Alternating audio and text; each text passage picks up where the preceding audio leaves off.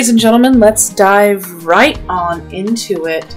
So recently I was on the internet, as you do, and I stumbled across a Kickstarter campaign for the A0 bags. They are biodegradable, not plastics, for Ziplocs and grocery bags and trash bags and other things that would generally be plastic. They're based in plants, 100% biodegradable, and their Kickstarter's trying to push them. And one of their big things is they have original art on their items, which is really cool. I, on a whim, sent them an email saying, "Hello, I am an artist, and I also make YouTube videos," and offered to make art for some of their bags. And this is that video. I also offered to make a video talking about their Kickstarter and the making of the art that I'm giving to them to put on their bags. And this is that thing that I just said. Anyway, I admit I'm not the best recycler in the world. I'm bad at doing compost and other things, and I know I could be better, and Sweden pushes me to be better.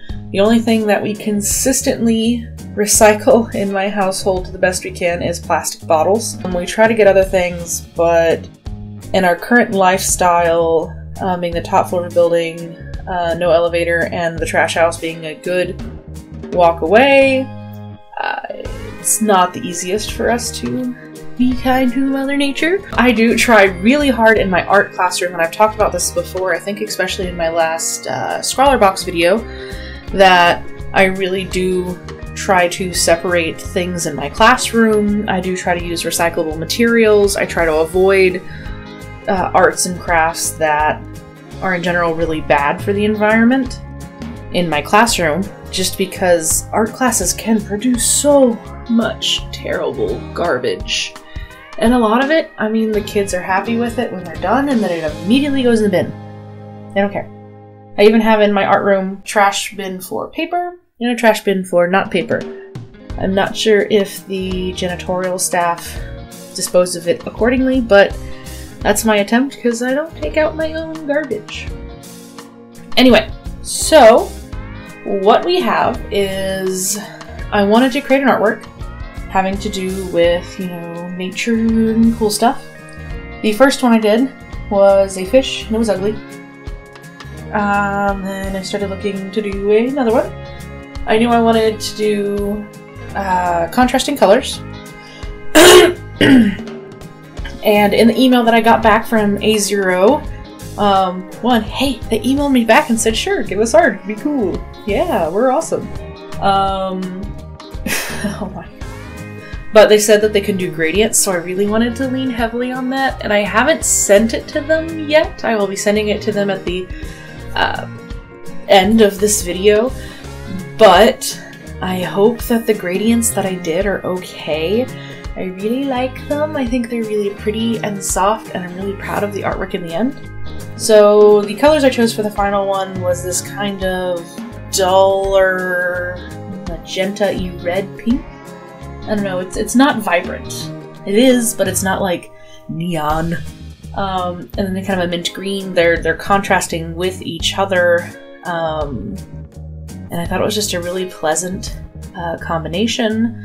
Besides the colors, when it comes to the actual design, I know I wanted to have a little like clownfish looking dude sitting in some cute little coral. I hadn't seen any of the other bags with this type of motif, and I mean, there's lots of things that are poisoning the coral reefs, and I thought it would be cool to do that. I wasn't sure if I was going to do a super cutesy cartoony, or if I was going to do something a little more realistic. I ended up settling on something more realistic, and I'm really glad I did. I went thinking for a while that I was going to do a cartoony face, but I didn't. It took me a little while and some Googling to figure out how to do gradients on Procreate, but I figured it out. And then I wound up with some nice soft pink colors and did a one-way gradient for the main body of the fish and a gradient going the opposite direction for the white stripes, because I didn't like the idea of them being pure white. Then I took the purest of the original pink and I'm using that as my line color for the fish itself. I went through and created a really neat scale pattern and did some funny stuff with some gills as well. Some random hatching in general, and I really enjoyed this. I had a lot of fun doing the fins because I knew I wanted them to have some weight to them, so doing line art color thicker around the they're not fingery bits because it's fins. No, they're not feathers. The veiny bits, the thicker bits. Whenever it attaches to a thingamajig, you can tell I know my fish anatomy well. And I had fun weighing that down a little bit thicker there. When it came to the coral, I knew I wanted to have a little bit of depth, a little bit of kind of an atmospheric depth to it. So I created 3 different layers of coral. I used the same gradient technique I did with the fish to create a gradient and then cut out the piece to give the coral a gradient. Multiplied that gradient to a couple different ones, and then I went through and actually removed chunks of each layer so that way there wouldn't be an overlay of the different opacities. And it would just be a clear gradient throughout, but still have a lighter, a medium, and a darker one. Then I went through with the undiluted core color with the green and did the liner on that. I did some slight hatching and again putting some weight into the line art so that way there's depth between the parts of the coral that are closest to you and the parts of the coral that are farthest away. And then my husband doesn't like it, but I think it's adorable. I put a little swirly at the end of each coral because corals do have kind of like rounded tips, but my husband said it looks like zombie fingers because they're green and they've got little fingerprint looking things. So I don't see it. I think it's cute, but he's a little bit bothered by it. Final touch-ups, I just played with what was going to be the most see-through and where things are going to be.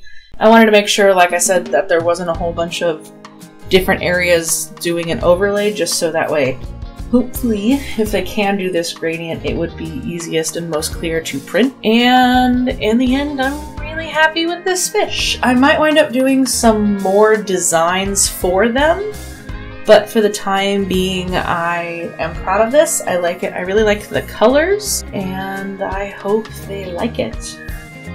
What are you doing to support the Green Initiative? How bad are you at recycling? And how was your week, guys? Let me know. Anyway, I will see you guys next week. Until then, bye! Oh, and thank you to my patrons for supporting me, Hans, Mom, and Jamie. Okay, for reals this time. Bye.